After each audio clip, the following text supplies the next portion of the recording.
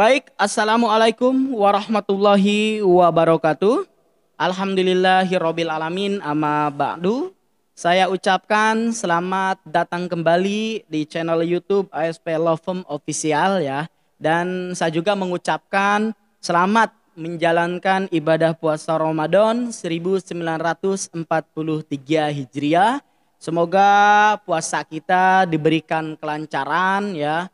Kemudian kita juga selalu diberikan kesehatan, kebahagiaan. Tentunya kita juga semua selalu ada dalam lindungannya Allah Subhanahu wa taala. Amin ya Allah ya robbal alamin.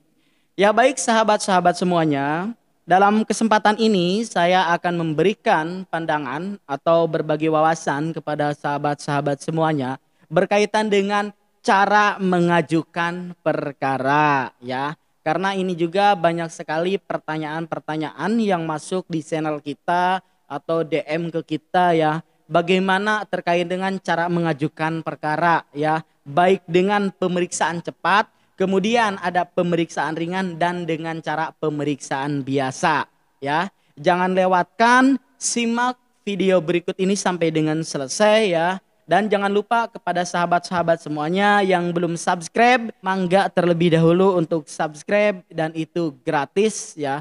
Subscribe dari sahabat-sahabat semuanya juga itu bukti dukungan nyata ya dari sahabat-sahabat untuk perkembangan channel YouTube ASP Lovem Official ini ya, biar bisa ya atau selalu memberikan edukasi hukum kepada masyarakat.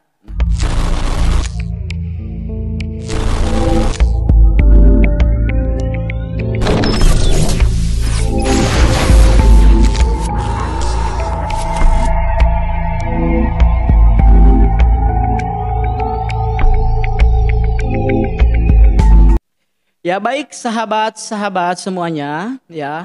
Dalam video kali ini saya akan memberikan pandangan terkait dengan cara mengajukan perkara. Bagaimana sih cara mengajukan perkara, dengan cara apa saja ya. Misalkan dengan pemeriksaan cepat seperti apa, kemudian pemeriksaan ringan dan pemeriksaan biasa seperti apa. Nah, yang pertama adalah kita masuk kepada perkara dengan cara pemeriksaan cepat. Perkara dengan pemeriksaan cepat ini seperti apa ya? Yang pertama adalah tindak pidana ringan, tipiring. Jadi tipiring kemudian ada lalu lintas ya. Jadi yang masuk kategori pemeriksaan ringan itu ya tindak pemeriksaan cepat ini maksud saya. Yang pertama adalah tindak pidana ringan, kemudian terkait dengan lalu lintas. Nah, tindak pidana ringan atau dan penghinaan ringan yang masuk ke dalam pemeriksaan cepat itu ancaman hukumannya kurang lebih dari 3 bulan ya, masuk kategori dengan pemeriksaan cepat.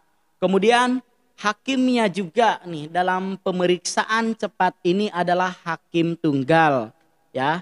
Jadi hakim yang mengadili dalam pemeriksaan cepat itu hakim tunggal. Jadi cuma satu hakim ya. Kemudian selanjutnya tidak dapat dimintakan banding ya, kecuali hakim menjatuhkan pidana perampasan kemerdekaan. Jadi dalam pemeriksaan cepat itu tidak dapat dimintakan banding ya, kecuali hakim dalam memutuskan perkara ini terkait dengan perampasan kemerdekaan.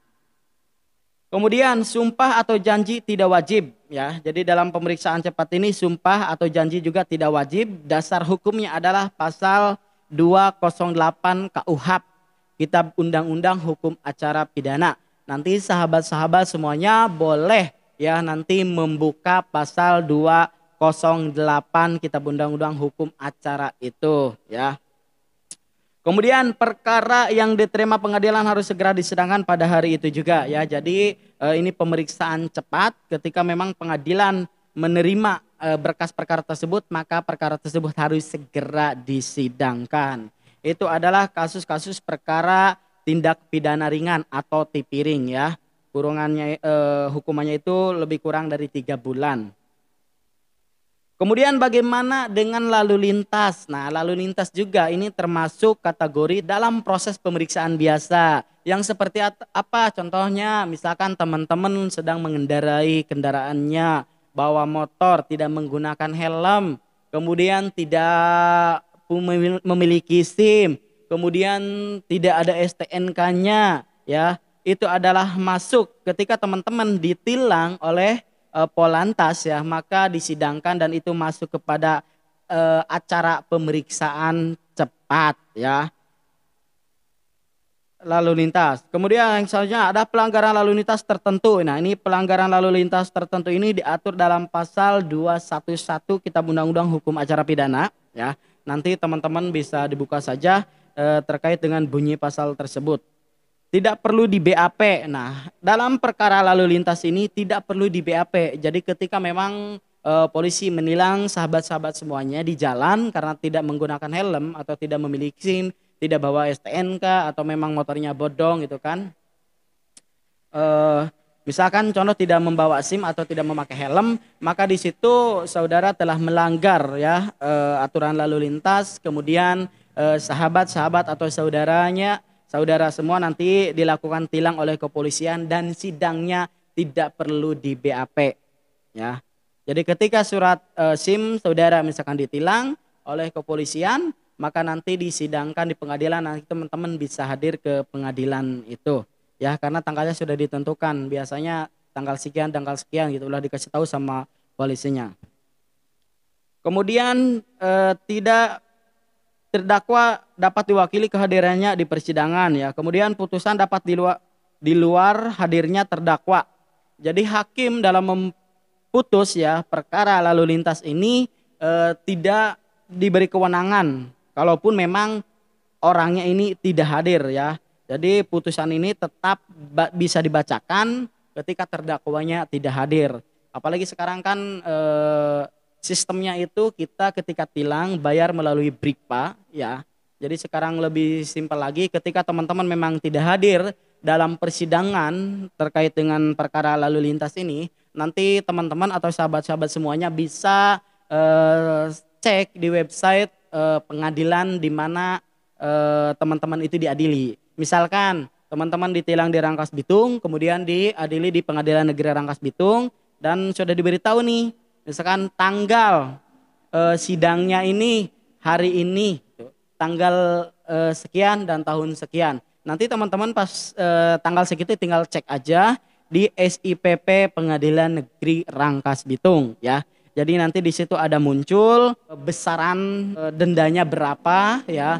Kalau sudah ketahuan nanti teman-teman tinggal bayar ke BRI melalui nomor BRIPA tersebut. Kemudian bukti pembayaran BRIPA itu sama teman-teman bisa langsung dibawa ke kejaksaan, ya, sebagai untuk tukar, ya, atau alat tukar untuk pengambilan barang yang disita. Apakah itu yang disitanya STNK atau yang disitanya itu adalah SIM gitu. Itu nanti bukti transfer itu dibawa sebagai bukti kalau kita sudah bayar kepada negara berdasarkan putusan pengadilan, ya.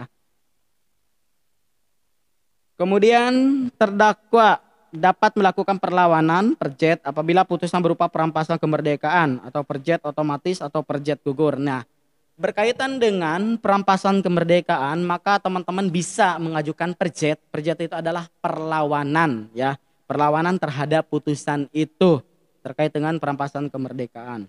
Kemudian benda sita dikembalikan kepada yang paling berhak setelah putusan dijatuhkan jika perintah telah memenuhi amar putusan, ya. Jadi benda sita itu dikembalikan kepada yang berhak setelah putusan itu dijatuhkan.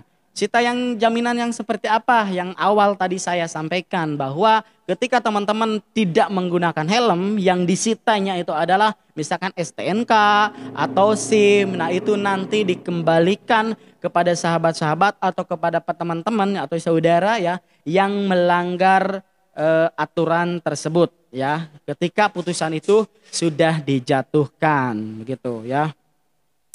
Kemudian kita lanjut kepada perkara Sumair, ya, atau perkara singkat. Tadi adalah pemeriksaan cepat, ya. Sekarang kita masuk kepada pemeriksaan singkat. Nah, menurut penuntut umum, ya, pembuktiannya ini terkait dengan perkara singkat ini sangat mudah. Kemudian penerapan hukumnya juga, ya, dan sifatnya sederhana.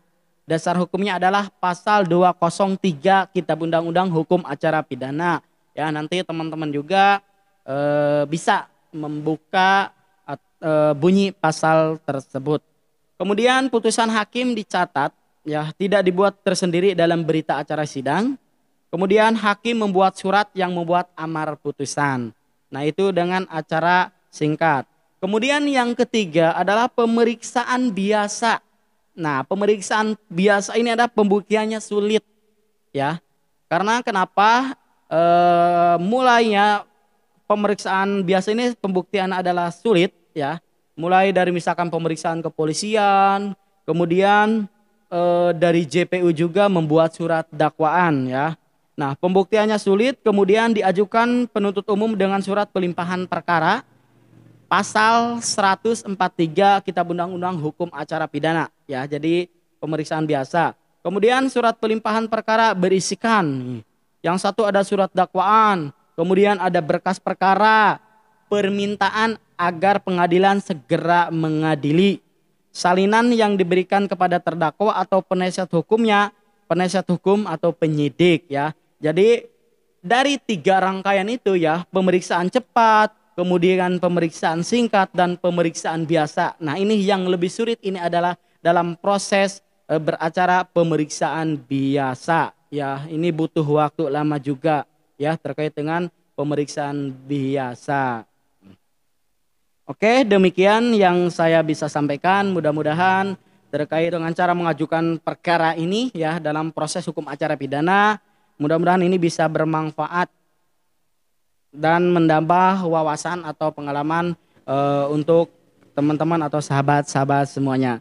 Demikian yang saya bisa sampaikan, kurang dan lebihnya mohon maaf.